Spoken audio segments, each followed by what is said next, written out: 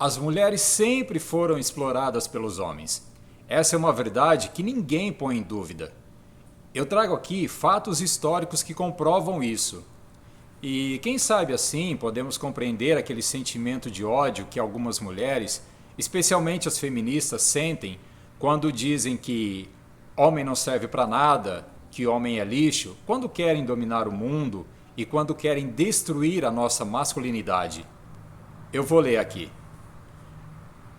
O nosso relato começa na aurora dos tempos, tá? Em algum momento impreciso, na era do Neandertal. Nessas eras sombrias, começou a exploração da mulher. Eram tempos duros. Vivendo em tocas, as comunidades humanas eram constantemente assoladas pelos ataques das feras. Os machos, aproveitando-se de suas prerrogativas de classe dominante, logo trataram de assegurar para si os lugares mais confortáveis e seguros da ordem social. Ficavam no interior das cavernas, os safados, fazendo comida para os bebês e penteando os cabelos, enquanto as pobres fêmeas, armadas tão somente de porretes, saíam para enfrentar leões e ursos. Quando a economia de coleta foi substituída pela agricultura e pela pecuária, novamente os homens deram uma de espertinhos, atribuindo às mulheres as tarefas mais pesadas, como a de carregar as pedras, domar os cavalos, abrir sulcos na terra com o arado, enquanto eles, os folgadinhos, ficavam em casa pintando potes e brincando de tecelagem. Coisa revoltante, hein?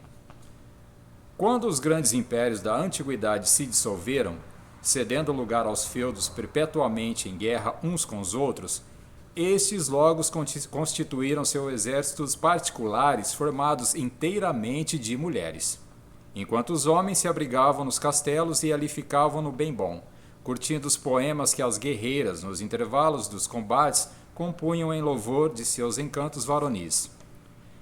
Quando alguém teve a extravagante ideia de cristianizar o mundo, tornando-se necessário para tanto enviar missionários a toda parte, onde arriscavam ser empalados pelos infiéis, esfaqueados pelos salteadores de estradas ou trucidados pelo auditório entendiado com seus sermões, foi novamente sobre as mulheres que recaiu o pesado encargo, enquanto os machos ficavam maquiavelicamente fazendo novenas ante os altares domésticos. Idêntica exploração sofreram as infelizes por ocasião das cruzadas, onde, armadas de pesadíssimas armaduras, atravessaram os desertos para ser passadas a fio de espada pelos mouros, ou antes, pelas mouras, já que o machismo dos secazes de Maomé não era menor que o nosso. E as grandes navegações, então, em demanda de ouro e diamantes para adornar os ociosos machos, bravas navegantes atravessavam 7 mares e davam combates a ferozes indígenas que, quando as comiam, no sentido estritamente gastronômico da palavra, tá bom? Finalmente, quando o Estado moderno instituiu o recrutamento militar obrigatório, foi de mulheres que se formaram os exércitos estatais, com pena de guilhotina para as fujonas e recalcitrantes. Tudo para que os homens pudessem ficar em casa lendo A Princesa de Cleves. Há milênios, em suma, as mulheres morrem nos campos de batalha, carregam pedras, erguem edifícios, lutam com as feras, atravessam desertos, mares e florestas, sacrificando tudo por nós, os ociosos machos, aos quais não sobra nenhum desafio mais perigoso do que o de sujar nossas mãozinhas nas fraldas dos nossos bebês.